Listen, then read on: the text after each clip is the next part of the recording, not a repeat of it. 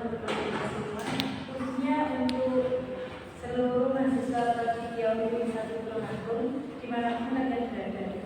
Alhamdulillah kita dapat bertemu kembali pada podcast di bulan Mei ini.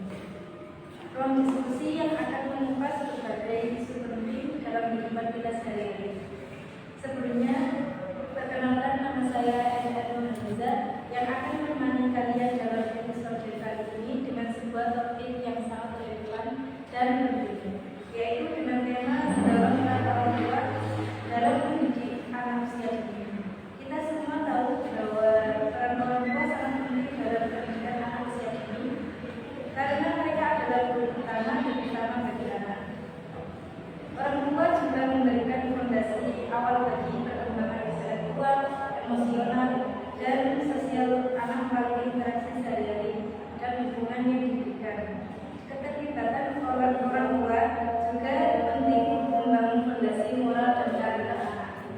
Untuk membahas topik ini lebih dalam, kita sudah kedatangan tamu yang sangat spesial, yaitu beliau Bapak Ahmad Musli, SPD MPD.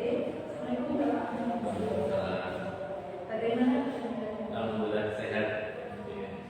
Semoga Bapak Musli, saya dan teman-teman semua selalu diberikan kesehatan oleh Allah SWT.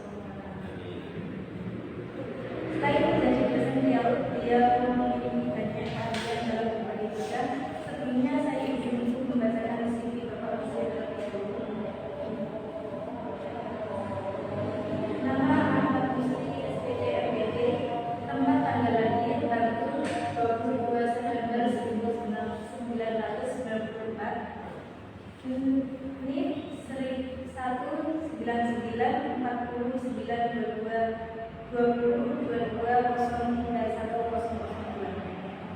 Alamat domisili Perun Pondok yang Pinang Asri, Los Ramdan Tulungagung. Pekerjaan beliau dosen UIN Said Ali Rahmatullah Tulungagung.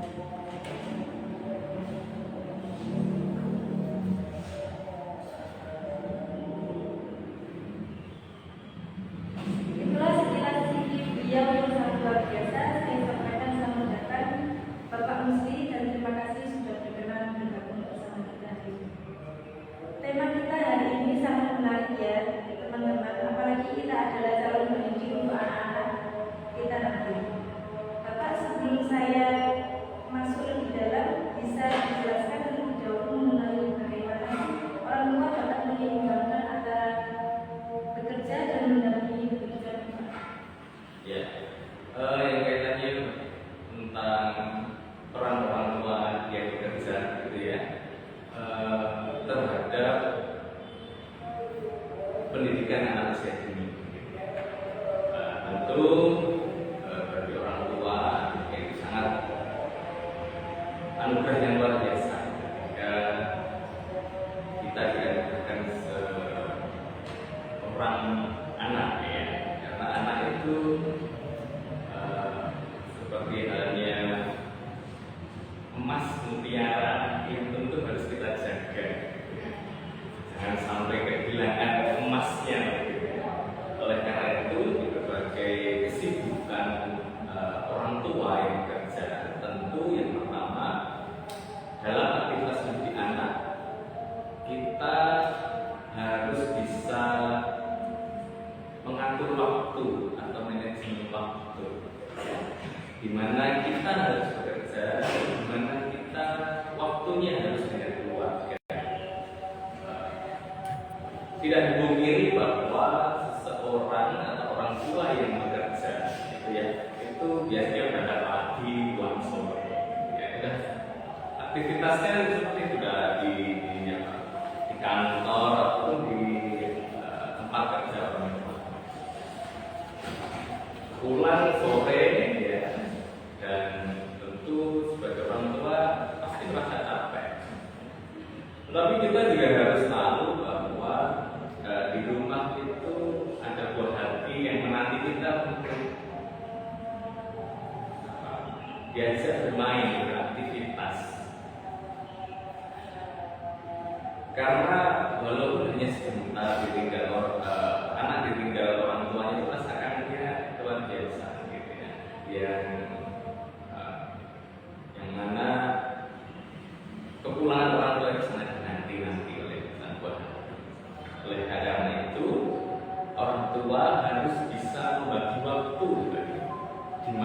waktunya bekerja dan di mana waktunya mendampingi anak untuk beraktivitas, tentunya di rumah karena tadi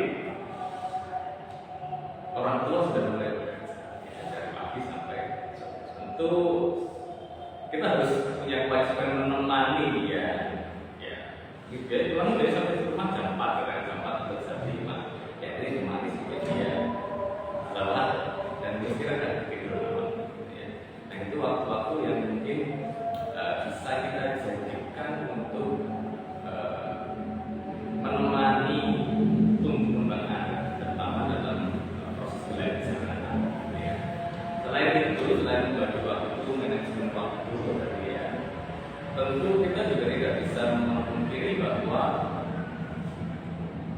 orang tua itu yang berperan tidak hanya ayah, juga tidak hanya ibu, tapi ayah dan ibu ini harus kompak, harus bersama-sama, komitmen bersama untuk mendampingi tumbuh kembang anak dalam proses belajar anak. Ya. Harus komitmen bersama, tidak bisa bahwa pendidik anak itu tadi hanya berfokus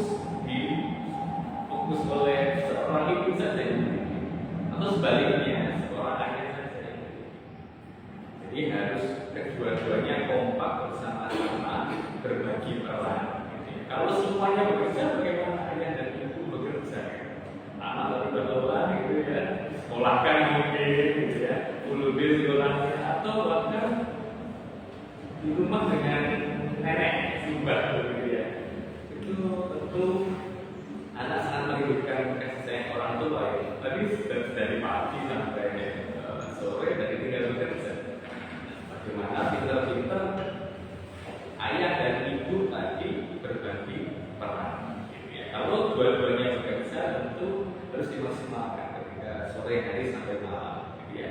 Diajak bercengkrama, diajak bercerita, diajak berbagi pengalaman, gitu ya, baik melalui aktivitas bermain bersama, atau bisa makan malam bersama, atau sekedar menemani dia belajar. Gitu ya. Terkadang anak itu hanya menginginkan orang tua itu ada di samping, ya, gitu ya, samping anak. Jadi tidak terus menjadi orang tua kita sibuk, ayo main ke sana di sini kan. Jadinya anaknya sendiri di samping orang tuanya saja itu dan merasa nyaman, merasa senang, merasa disayangi. Tapi dalam konteks saat ini ternyata banyak orang tua pulang kerja yang dipegang bukan anaknya, tetapi HP gitu ya. Itu sudah banyak sekali kita temui seperti itu, gitu ya.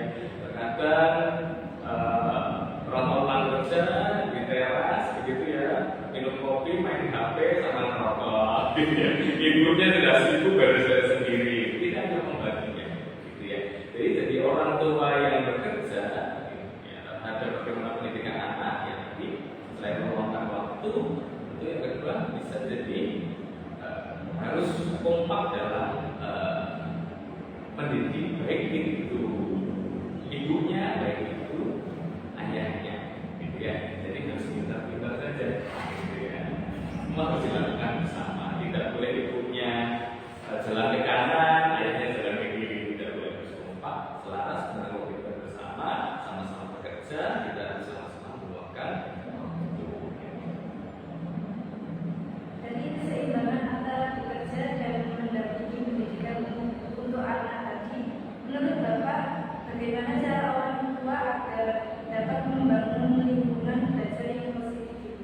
Ya, ketika membangun lingkungan yang positif di lingkungan rumah, gitu ya, tentu yang pertama kita harus komunikasi yang aktif dan terbuka. Aktif itu bagaimana? Ya kita harus bertanya ataupun merespon daripada barangkali pertanyaan anak, cerita anak. Seringkali banyak yang dijumpai anak itu sudah seharian nggak ketemu orang tuanya, begitu ya. Dia ingin banyak cerita, mau mengungkapkan perasaannya lagi di sekolah seperti apa. Barangkali jadi satu, begitu ya. Barangkali diajak rekreasi, kunjungan ke mana, ke taman dan lain sebagainya, itu anak sebenarnya ingin bercerita lebih panjang. Kita harus bisa menjadi pendengar yang baik dan berkomunikasi yang baik. Kita harus merespon, harus merespon.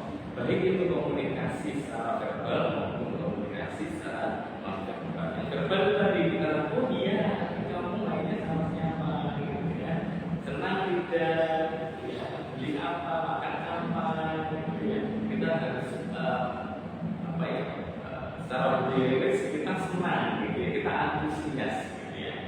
Body language tadi yang tidak mungkin ketika cerita ya terus kita sendiri ya. Itu yang paling mudah bagaimana tadi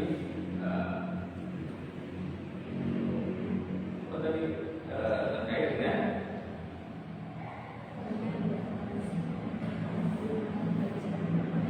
kebiasaan sederhana gitu ya. Selain itu tentu dalam kebiasaan sederhana di rumah kita bisa bermain bersama, meluangkan waktu bersama anak gitu ya. Itu sangat sederhana sekali, tetapi bagi anak itu menjadi momen yang malukan gitu ya.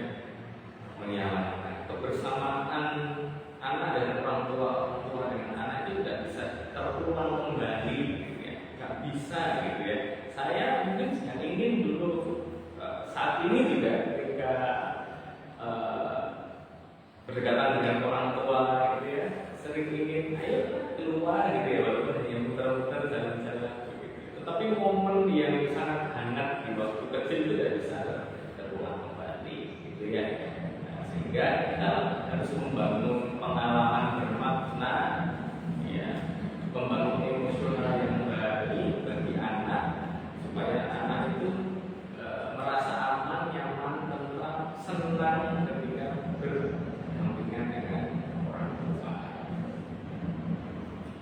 Kadang masalah komunikasi mental pada anak sudah sangat sulit dikenali karena gejalanya yang tidak selalu jelas.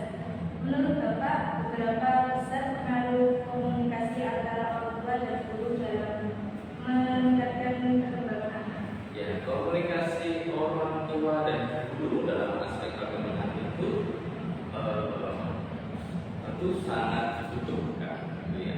Karena dengan komunikasi yang aktif bagi orang tua dan guru maupun lembaga dalam aspek wujudnya perkembangan anak itu yang pertama kita mengetahui laju perkembangan anak. Gimana sih laju perkembangan anak kita saat ini di usia berapa? Katakan usia 5 tahun gitu ya. Di sekolah sudah bisa apa?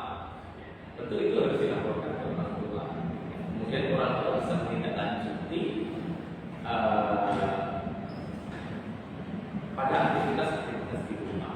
Jadi aktivitas yang ada di sekolah itu harus sinkron dengan aktivitas di rumah, gitu ya.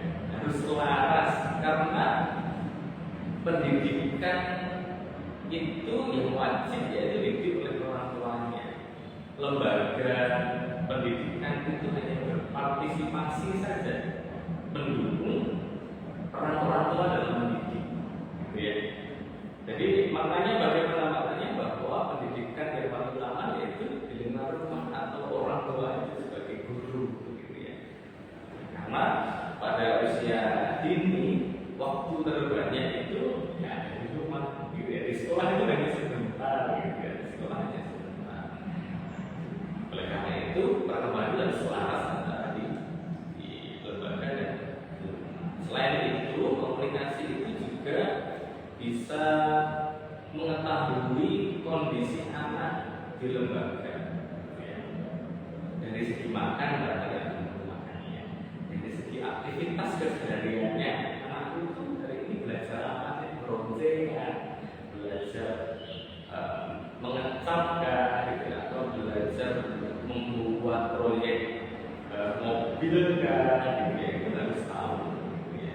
Sehingga dari segi pendidikan, keamanan, keselamatan, kesehatan anak bisa terpantau dengan komunikasi antara guru dan orang tua. Jadi harus selaras gitu ya, di rumah dan di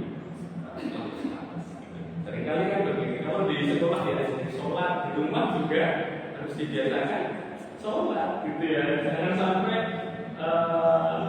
tidak ada komunikasi, kemudian di sekolah diajarkan sholat, di rumah diajarkan gitu ya. Atau kadang di rumah itu diajarkan sholat wajib dan sholat sunnah begitu ya.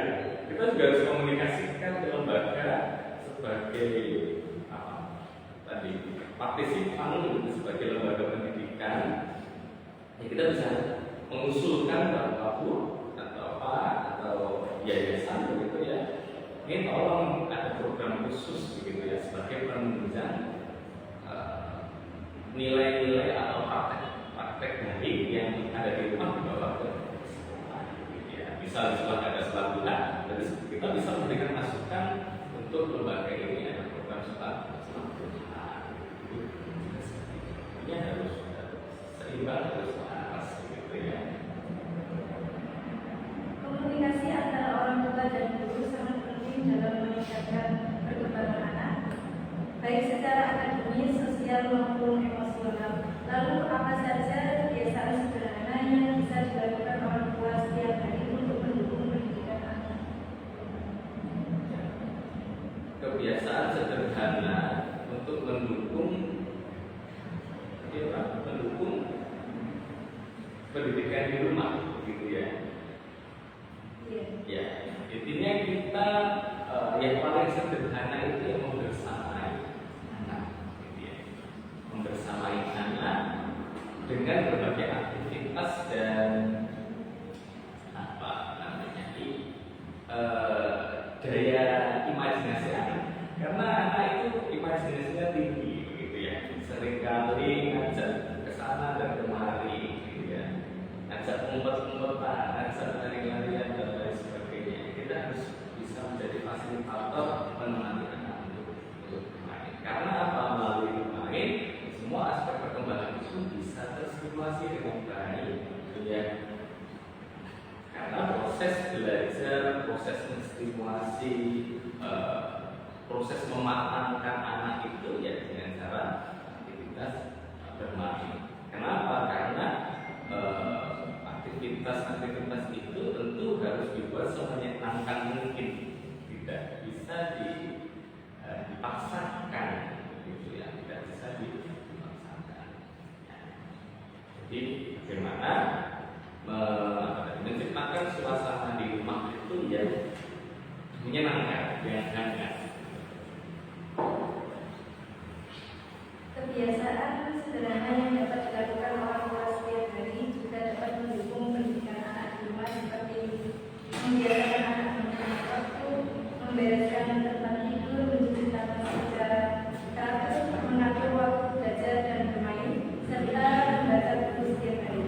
Kita juga ingin mendengar pendapat ataupun pertanyaan dari teman-teman.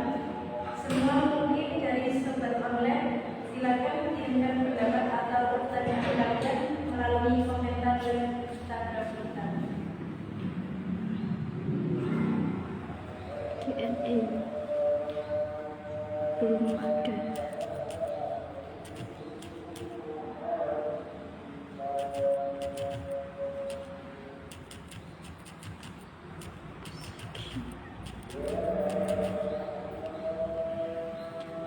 Ini ada dari Kak Aminur. Bagaimana cara pendekatan yang baik orang tua kepada anak sementara orang tuanya tersebut bekerja di luar negeri atau jauh dari anak?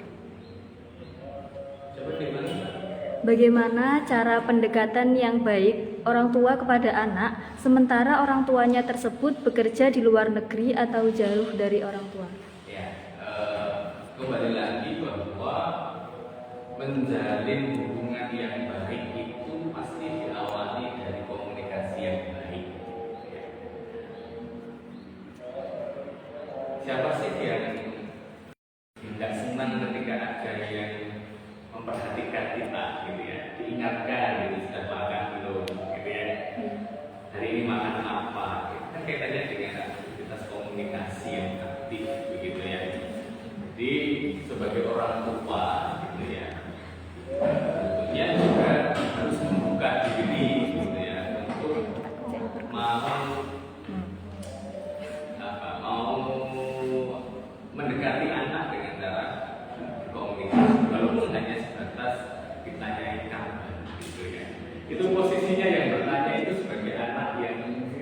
kurang kasih sayang, jadi merasa bahwa tidak ada tidak ada rasa perhatian dari orang tua. Terus solusinya bagaimana? Ya, kita juga aktif berkomunikasi dengan orang tua. Tapi posisi kita sebagai orang tua, gitu ya, kita juga harus begitu memperhatikan anak dengan cara komunikasi yang baik. Ya, bisa kalau di luar negeri bisa video call, gitu ya. Kemudian dia WA, gitu ya. Ya apapun itu yang penting komunikasi yang baik. Sebagai anak juga harus memahami bahwa orang tua ini perlu bekerja. Pasti ada momen-momen tertentu orang tua ini istirahat dan kita bisa membuka diri untuk mengawali komunikasi. Ya. Perlu kebiasaan berkomunikasi aktif itu memang butuh kebiasaan, gitu ya. Ketika kita terbiasa tidak sharing sekabar, ya tentu kita juga mau ngabarin juga. Tetapi kalau kita sudah terbiasa untuk menanyakan kabar kepada anaknya, itu ya kita akan mudah juga. Kemudian setiap hari itu ingin tahu apa si anak. Intinya membangun komunikasi yang baik. Baik itu dilakukan oleh anak orang tua, karena anaknya sudah besar, gitu ya. Kalau anak itu tentu orang tua juga harus komunikasi baik dengan anak. Saling terbuka, saling terbuka. Itu aja. Ada lagi nih Pak, bagaimana cara mengatasi perbedaan pandangan antara orang tua dan pendidik terkait dengan pendidikan anak? Jadi Ya, menghadapi perbedaan pandangan antara guru dan orang tua. Ya. Karena pada judul ini ya, mendorong peran orang tua dalam pendidikan anak, ya, saya libatkan sekali bahwa miskonsepsi atau mispersepsi itu terjadi karena adanya miskomunikasi, gitu ya. Ya, tentu harus ada forum ya, kalau kaitannya dengan orang tua dengan lembaga itu harus ada forum. Forumnya apakah orang tua menemui gurunya, atau begitu ada forum komite dan lain sebagainya. Jadi ada forumnya. Kenapa? Ya karena ada perbedaan persepsi itu karena ada faktor di mana salah satu itu belum memahami esensi yang dijadikan problem tadi. Ya. Contoh mudah dan sangat seringkali kita jumpai di lembaga seorang ataupun orang tua ataupun wali begitu menginginkan anaknya itu sudah bisa berhitung maupun membaca ketika di PAUD, gitu ya. Tetapi dari perspektif guru memandang bahwa ini belum saatnya diajari untuk membaca, menulis maupun berhitung. Ya. Ketika itu diselesaikan hanya dalam telepon ataupun WA saja, itu bisa menjadi salah paham, begitu ya. Salah paham. Kadang kita ngechat gitu dengan emot ataupun tanpa emot itu juga kesannya jadi berbeda, gitu ya. Kita bisa tidak paham. Saya pernah kemarin sampaikan dengan mahasiswa juga, maksud saya itu baik, tetapi malah miskomunikasi, gitu ya. Malah yang mahasiswa mohon maaf karena mengganggu waktu saya, maksud saya enggak seperti itu. Maksud saya besok bisa didiskusikan lebih lanjut. Nah, oleh karena itu pertemuan dengan guru dan orang tua tadi harus ada di dalam forum baik, di forum kantor sekolah ataupun di forum komite dan lain sebagainya. Biar satu pandangan, satu perspektif, ya, satu cara pandang dalam tadi menghadapi persoalan yang adanya miskom tadi, ya. Perbedaan pandangan terhadap prestasi, gitu ya. Oh, versinya guru tadi kembali kepada contoh, versinya guru itu memang tidak boleh mengajarkan hal itu, tapi si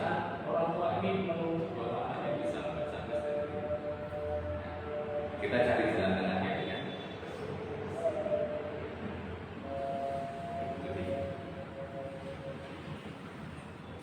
Ini dari teman-teman yang ingin bertanya.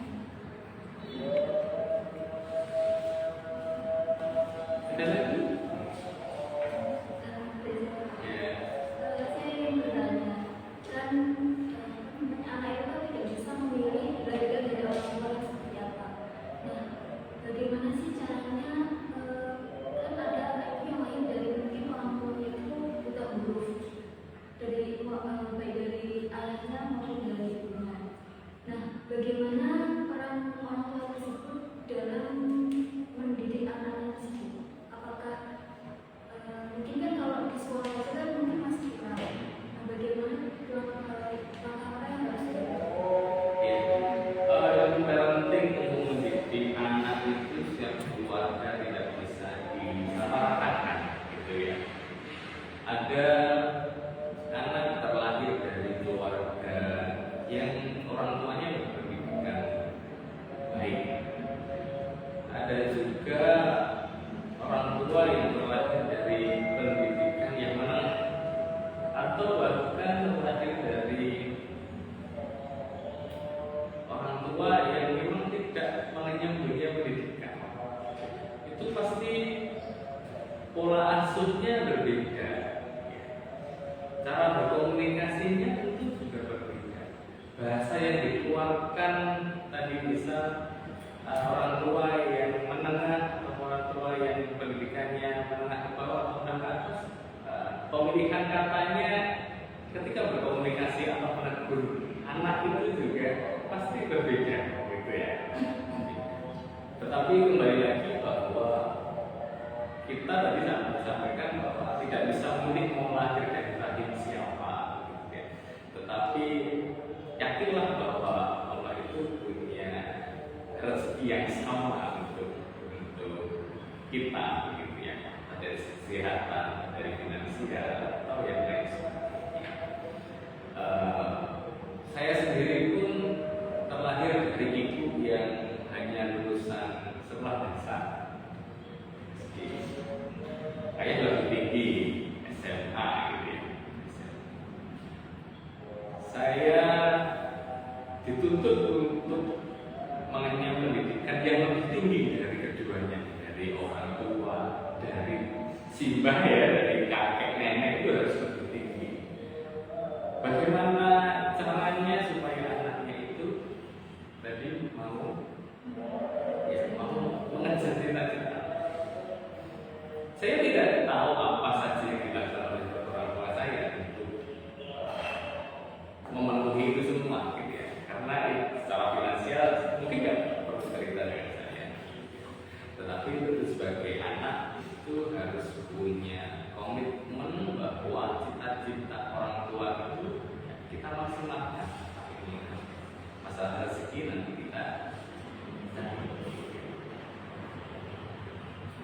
coba bisa diulang lagi pertanyaannya. Kalau orang tuanya mungkin tadi saya bilang jika ada latar belakangnya, kan biasanya anaknya itu mungkin dia merasa beda dengan teman-temannya. Kalau seperti itu, ketika dia melihat orang tuanya, kok orang tuanya seperti ini dan saya ada pendidikan di mana mungkin dia merasa seperti itu. Kalau dia bertanya ke gurunya, kira-kira Ya, itu udah besar ya kalau anak terpaut mungkin belum ya. Ya, jadi pada intinya bahwa kita itu dianugerahi pengetahuan, otak, gitu ya, dianugerahi hati untuk merasakan. Kita lihat dari segi emosional bahwa seseorang itu harus dituntut untuk menyadari kondisi yang dia rasakan saat ini. Kesadaran itulah yang akan memotivasi kita untuk melangkah ke depan yang itu harus lebih baik. Kita mungkin terlahir dari keluarga yang tadi bukan berada, tapi kita punya harapan, punya cita-cita yang baik. Oleh karena itu, dengan kesadaran kita punya cita-cita yang baik, kita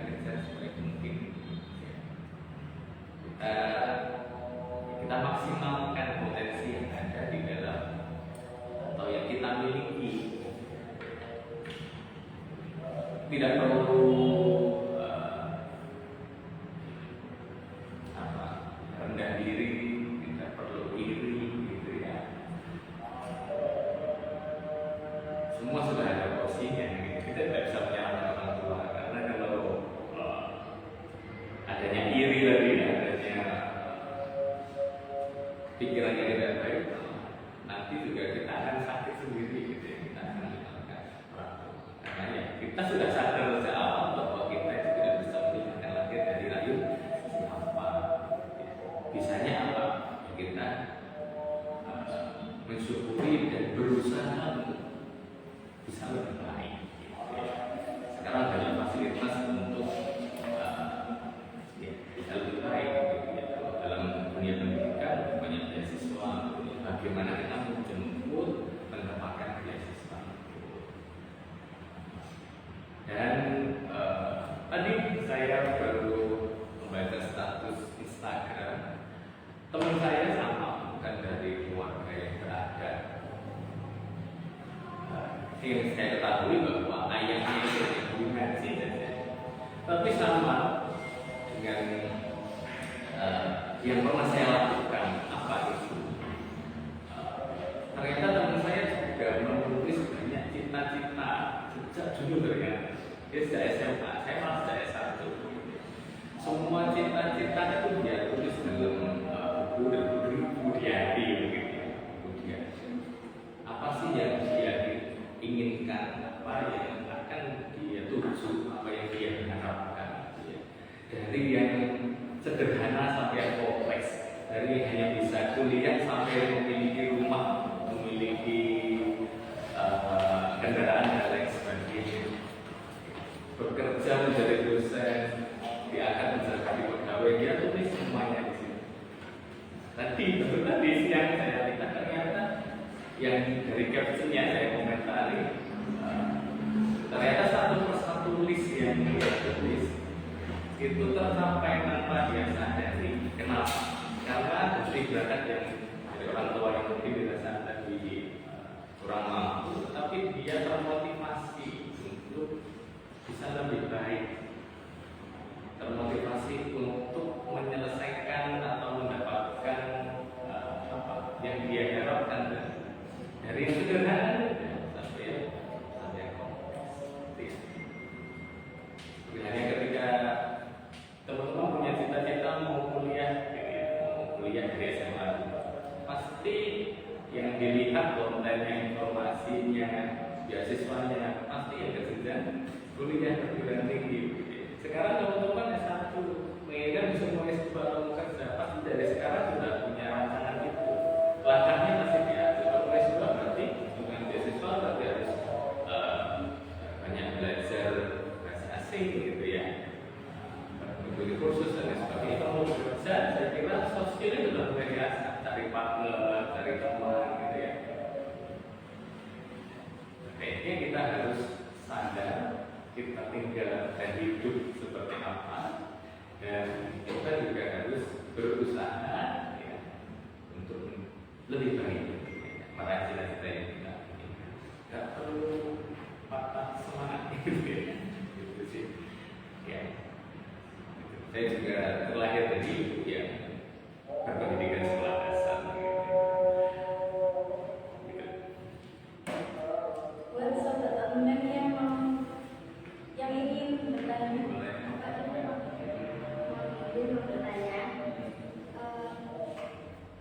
bagaimana cara mengatasi dampak kurangnya peran aktif orang tua terhadap kualitas pembelajaran dan perkembangan anak usia dini, khususnya di daerah terpencil? Seperti kayak permasalahannya banyak orang tua yang di daerah terpencil yang belum pernah memahami pentingnya stimulasi anak dan keterbatasan ekonomi. Simpelnya gimana tadi Pak? Bagaimana cara mengatasi dampak kurangnya peran aktif orang tua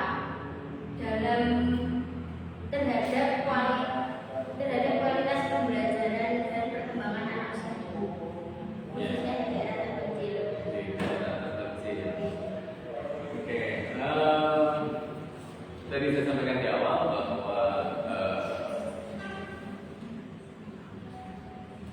cara mendidik orang tua itu berbeda-beda, gitu ya. Dan cara mendidik itu dipengaruhi oleh pengetahuan atau pengalaman orang tua, gitu ya. Pendidikan di perkotaan, mendidik anak di perkotaan, di pedesaan atau di pelosok, saya kira ya memang berbeda-beda. Karena mungkin banyak faktor ya, dari faktor pendidikan, faktor ekonomi dan faktor lainnya yang mempengaruhi itu. Tetapi kembali lagi bahwa mengatasi dampak yang terjadi tadi dalam pendidikan anak yang kaitannya dengan kurangnya dari stimulasi perkembangan, gitu ya. Nah, tentu membutuhkan berbagai macam peran serta, tidak hanya orang tua, tapi perlu bekerja sama dengan perangkat ataupun unit atau lembaga-lembaga kemasyarakatan untuk bagaimana keluarga-keluarga yang tadi di daerah terpencil itu mendapatkan pengetahuan seputar bagaimana mendidik anak, supaya orang tua itu memahami bahwa usia anak ini merupakan usia yang sangat penting ya di fase fondasi, yang mana memang membutuhkan stimulasi yang baik,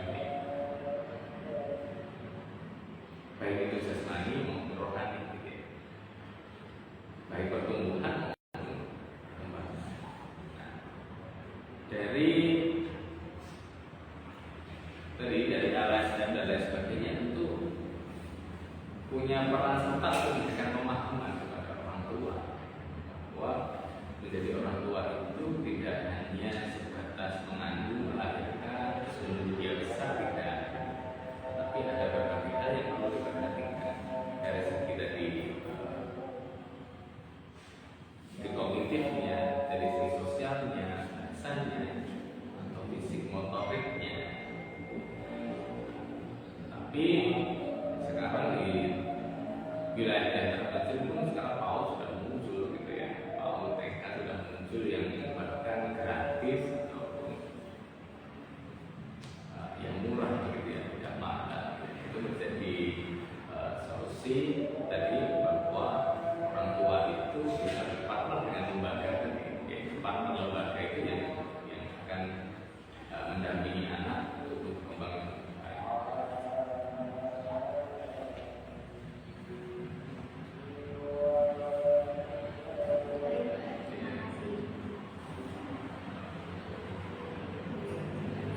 Jadi intinya bahwa pendidikan untuk anak itu tidak hanya dari orang tua, ya, dari lingkungan sekitar, dari lembaga itu juga bisa menjadi tempat anak untuk belajar.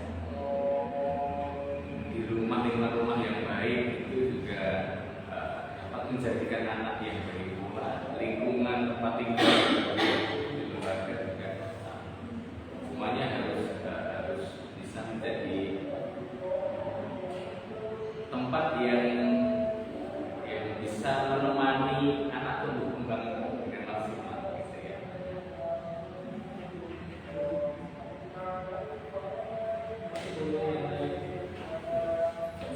Langsung intinya aja.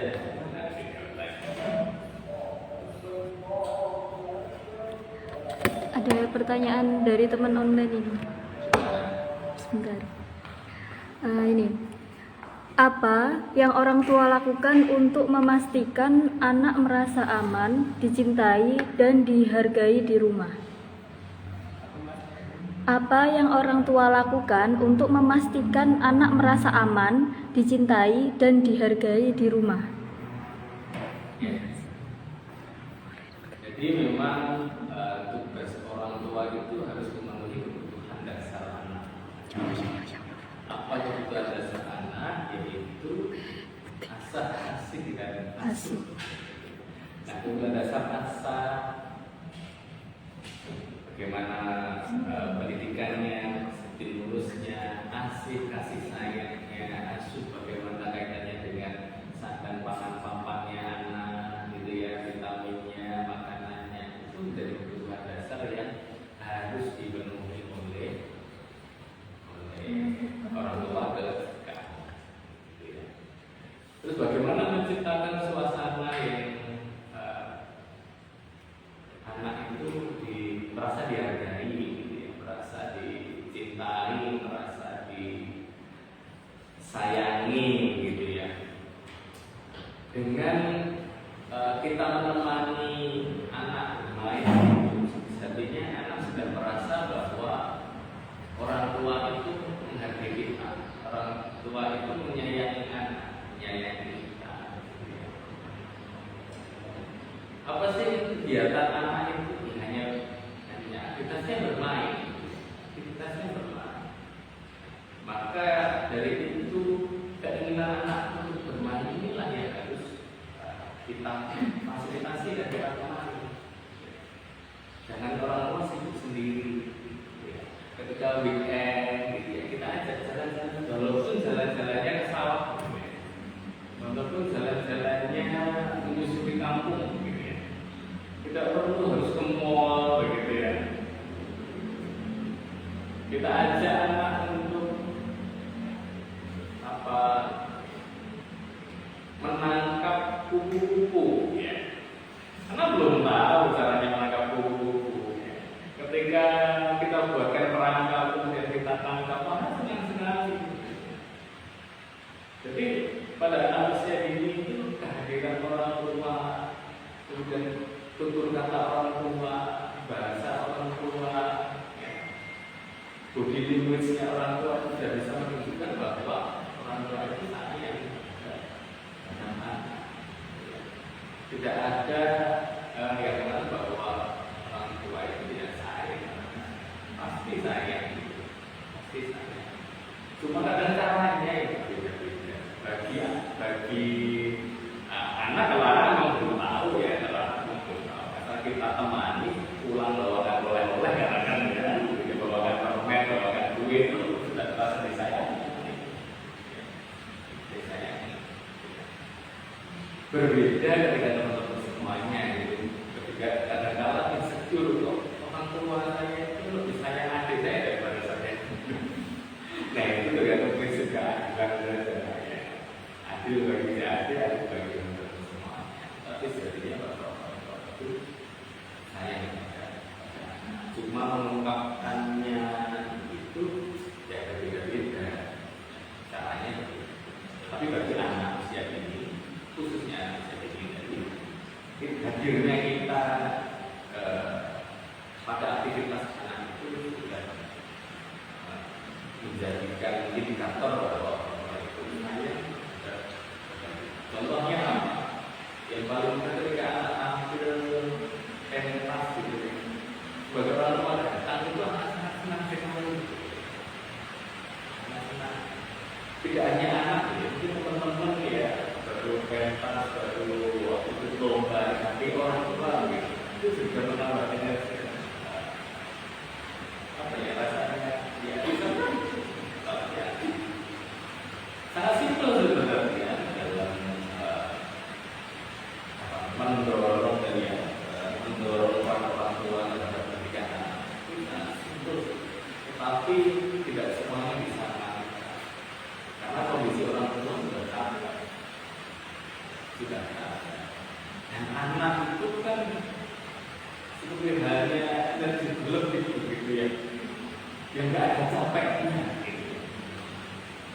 Kadang orang tua pulang, saya lari-lari, ayo kita lari-lari, ayo kita sendiri-sendirinya, ayo kita main lerek, ayo kita main sepedahan gitu ya.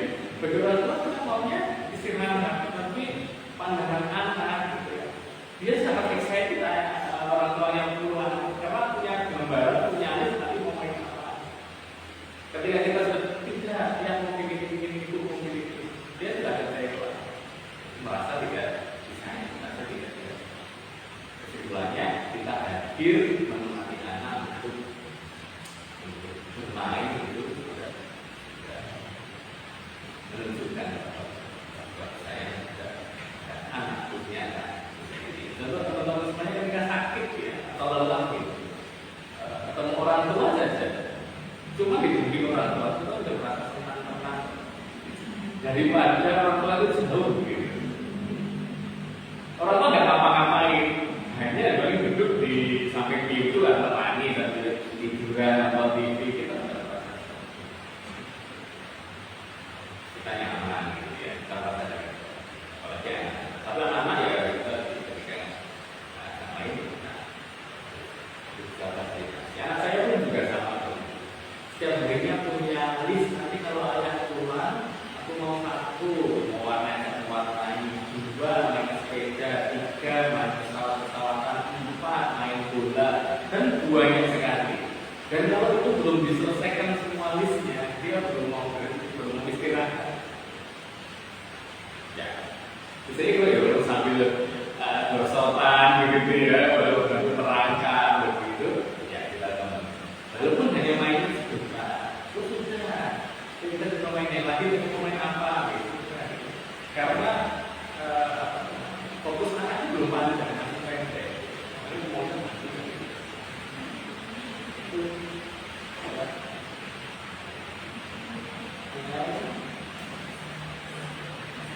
boleh. Apa ini?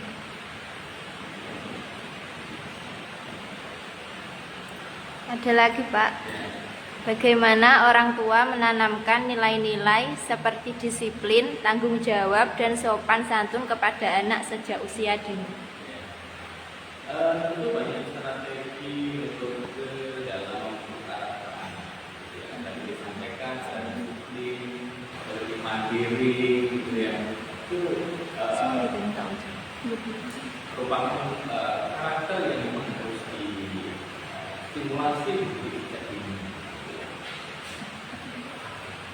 Dalam agama maupun dalam teori barat, ya, Mas Buddha itu menyampaikan bahwa dalam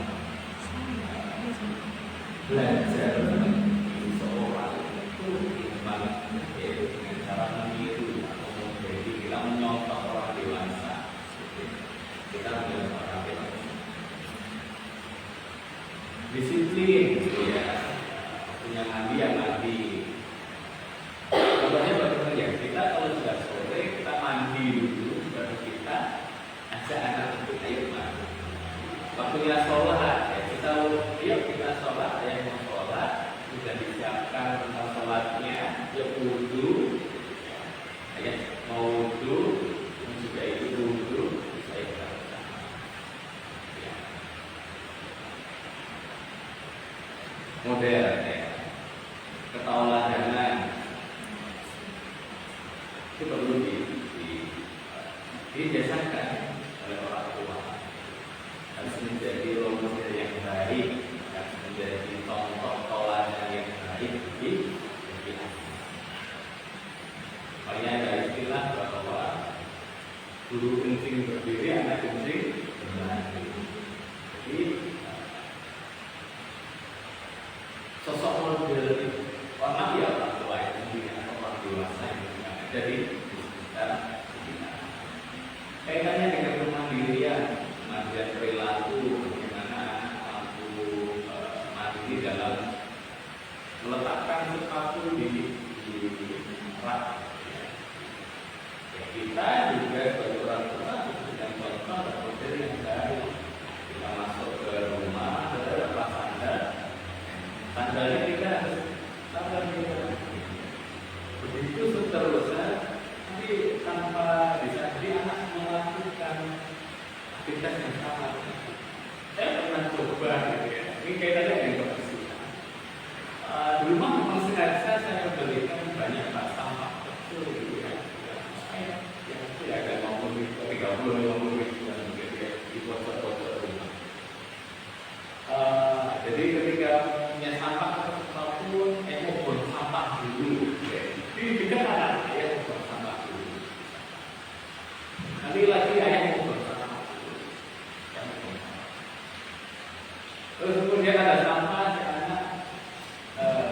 makan dan lain sebagainya, itu ada sampah punya Nadino.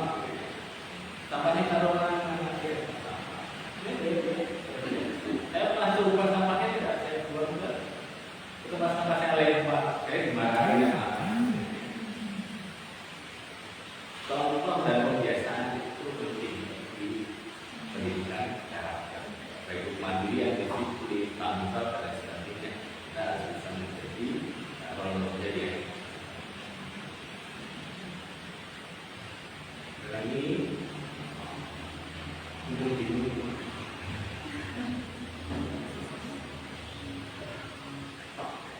Seperti yang tanya itu banyak curhatan dia merasakan tidak didukung sama orang tuanya.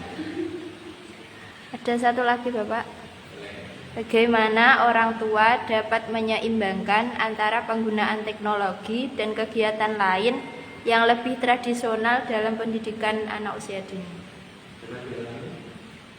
Bagaimana orang tua menyeimbangkan antara penggunaan teknologi dan kegiatan lain yang lebih tradisional dalam pendidikan anak usia dini? Dia bagaimana menggunakan teknologi maupun tradisional dalam pendidikan. Ya, perkembangan teknologi itu tidak bisa kita pungkiri itu menjadi suatu keniscayaan yang itu kita harus jalani semua. Tetapi teknologi ini hanya sebatas alat ataupun sarana. Alat itu yang menjadi siapa, yaitu kita. Nah, kita harus sesuai manajemen bagaimana kita harus menggunakan teknologi, di mana kita harus tadi yang dikatakan sebagai aktivitas tradisional tadi. Dari aktivitas manajemen penggunaan alat teknologi, kita bisa awali dengan bisa contoh bahwa screen time gitu ya, di mana anak-anak ini harus kita minimalisir. Bukannya kita tidak kenalkan, tapi kita minimalisir paparan daripada sinar televisi atau benda-benda elektronik, HP dan lain sebagainya. Kenalkan boleh, tapi waktunya yang kita perhatikan, gitu ya, tidak perlu lama-lama. Dijadwal saja punya TV, kita jadwal. Nanti setelah makan kan, bisa juga 30 menit. Setelah itu aktivitas yang lainnya, yang tentu melibatkan aktivitas fisik, sosial, dan yang lainnya, gitu ya. Jadi bagaimana kita di era digital, di era yang perkembangan teknologi semakin besar, tentu kita sebagai pengguna, kita sebagai orang tua yang punya kendali lebih, gitu ya. Yang kendali lebih, bagaimana memanfaatkan teknologi ini dengan baik. Boleh nggak kalau anak itu pinjam HP, kalau sadar untuk belajar memotret, mengambil video, ya itu boleh, karena itu aktivitas bahwa anak itu bisa mengoperasikan. Dia bisa mengambil video aja yang bagus itu bagian dari keterampilan atau skill gitu ya. Oh, juga banyak sekali yang para wisuda ya sehari itu bisa ngantongi 1 juta 2 juta cuma ambil potret video gitu ya, setengah jam 300.000 bebas waktu kita setengah jam gitu ya. Padahal gitu. Itu kita tidak perlu melarang, kita yang dampingi, kita yang bisa membantu. Kalau mau nonton YouTube boleh juga, kita nanti kita cari tontonan yang memang. Tapi kita perhatikan bahwa usia ini itu ada khusus bahwa berapa maksimal ya 1 jam anak di depan televisi atau di depan komputer. Selebihnya aktivitas fisik, membaca, gitu ya, ketemu banyak orang, gitu ya, kolaborasi, itu harus seimbang. Kita tidak bisa pungkiri dan tidak bisa memisahkan anak dengan menggunakan teknologi. Dari lain boleh.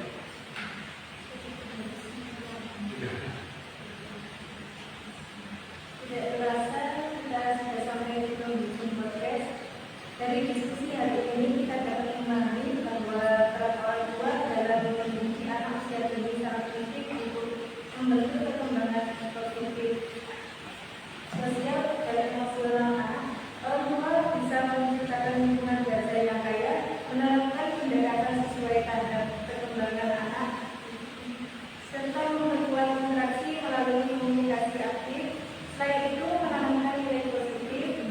mendorong keterlibatan dalam berbagai aktivitas dan terus belajar tentang pendidikan anak membantu membangun fondasi yang kuat bagi anak mereka. Kesadaran akan peran ini memungkinkan orang tua menjadi pendamping utama dalam perjalanan belajar anak sejak dini. Terima kasih banyak kepada Bapak Misi atas ilmu yang sangat luar biasa ini. Semoga apa yang telah kita bahas hari ini dapat membantu para pendengar, khususnya untuk saya sendiri dalam memahami isu ini lebih baik dan mengambil langkah-langkah yang benar. Dan jangan lupa untuk terus mengikuti podcast kami pada bulan berikutnya di Instagram HMS Dialog. Uin 1 akan tidak ketinggalan